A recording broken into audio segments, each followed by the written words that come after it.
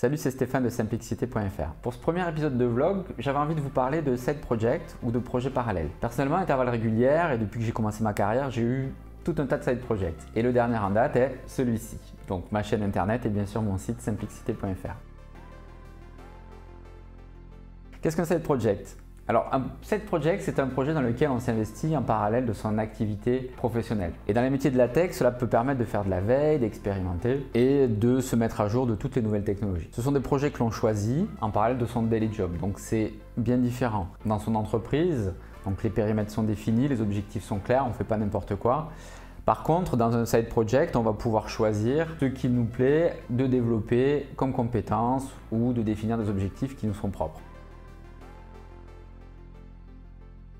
Alors il y a plusieurs types de side projects.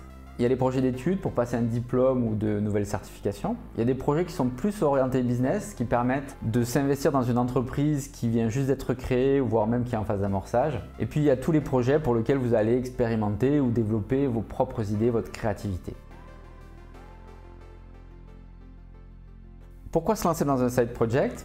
Alors comme je l'ai évoqué, ça permet de développer de nouvelles compétences, voire d'explorer carrément de nouveaux métiers. Ça permet d'élargir son réseau, de rencontrer de nouvelles personnes que l'on n'aurait pas eu l'habitude de voir si on n'avait pas eu ce type de projet. Et puis bien sûr, ça permet d'explorer de nouveaux horizons qui sont parfois totalement différents de son cœur de métier. Alors, mes side projects personnels, comme je le disais, j'en ai eu beaucoup. Et tout d'abord mes études, puisque je les ai menées en parallèle et j'ai obtenu au fur et à mesure de ma carrière une licence, mon diplôme d'ingénieur, etc.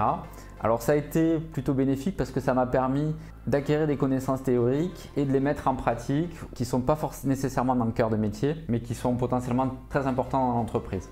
Un autre projet que j'ai mené pendant au moins 2 ans s'appelle NextUI. Alors NextUI, c'est un projet qui me tient aussi très à cœur. C'est une application que j'ai développée et qui transforme tablette en un clavier virtuel dynamique et qui permet d'exploiter le potentiel de vos logiciels ou de vos progiciels en contextualisant en fait les raccourcis clavier des logiciels dans une interface qui est dynamique. Alors c'est un projet que je prévois de ressortir dans une série d'articles et de vidéos, pas pour tout de suite, mais c'est quelque chose que j'ai en tête et Simplicité va me permettre de le présenter un peu plus largement que ce que j'avais fait précédemment. Mais si vous voulez en savoir plus, je mettrai le lien de mon ancien site, alors c'est une archive dans la description.